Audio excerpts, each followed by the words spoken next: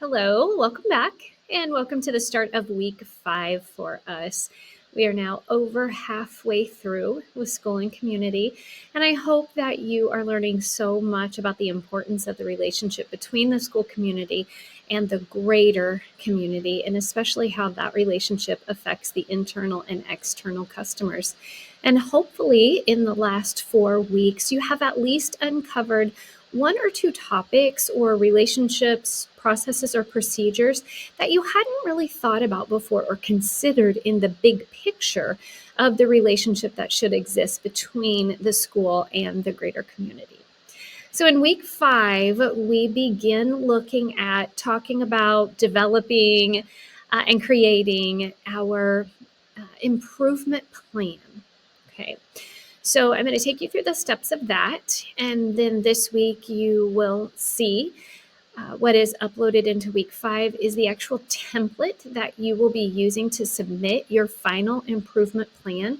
This will be our final project that we will work on and will take us through the end of week 8. So yes, we have 3 weeks set aside because it is a little bit of a larger scale production.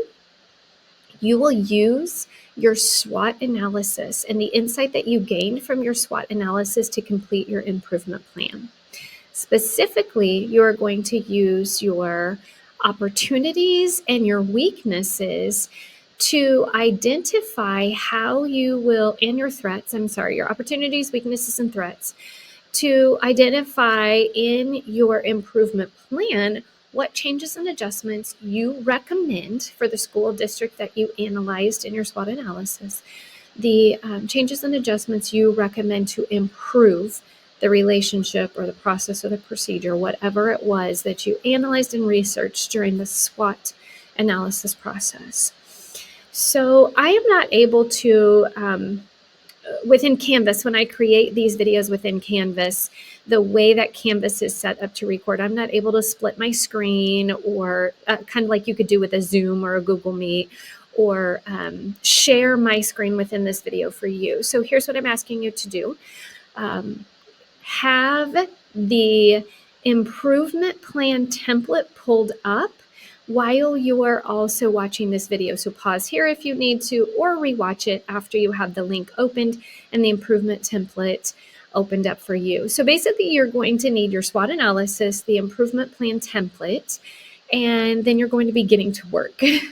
And so your improvement plan template at the top of the template itself asks you for some general information about school demographics, number of students, the location, free and reduced lunch percentage, the size of the city that the school district is located in, number of staff, grade levels. Okay, so you're just filling in that information in the template. The next portion of the template asks you to summarize what is the thing that you looked at for your SWOT analysis. So maybe it was the relationship between the school and the parent-teacher organization and the communication between the two and how well they plan events. Maybe it was a Title I program and the ability of your Title I program to get parents involved in the school.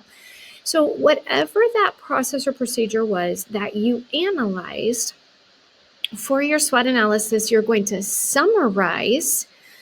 There is a box, a prompt that asks you to summarize what that process was that you analyzed in your SWOT analysis. Then the next few portions of the improvement plan template basically ask you to just copy and paste. Copy and paste. It's going to feel a little redundant. It asks, what are the weaknesses that you identified in your SWOT analysis? List them here. You'll notice that there are blanks for 6 weaknesses. Your requirement was only 5. So if you only listed 5, delete that number 6 and just write your 5 in. Then you're going to write your opportunities. You're going to copy and paste them directly from your SWOT analysis directly into the improvement plan. So you're going to do that with your with your weaknesses, opportunities, and threats. Your improvement plan is weaknesses, opportunities, and threats. So you'll copy over all the weaknesses, copy all the opportunities, copy all the threats. Again, just use copy and paste. Okay, then the analytical portion of this plan, the actual work that's involved, is now you will step by step take each one of those weaknesses that you identified. So, weakness number 1 that you identified, what is it listed here? What is your plan for improvement? What needs to happen? Who do you need to plan with? Who do you need to talk to? Who needs to be involved? What is the actual strategy to improve weakness number 1? Weakness number 2. You can copy it back down, put it right in there. Weakness number 2. And what is your suggestion? What is your plan? What is your strategy? How will you improve weakness number 2 so that it actually becomes a strength? You do that for all your weaknesses. Do the same, use the same process for all of the opportunities and the same process for all of the threats. So you're essentially responding to each weakness, each opportunity, and each threat with your own recommendation for improvement. I don't want to clutter this up with much more discussion or instructions or directions. I'm going to leave it at that. Take a look at all of the examples. I think I have included 3 or 4 examples of past student improvement plans. Take a look at those, look at the template, listen to this video again. If you have questions, please reach out to me. You now have this week, week 5, you have week 6, and you have week 7, okay? Week 8 is when everything from the entire semester is due.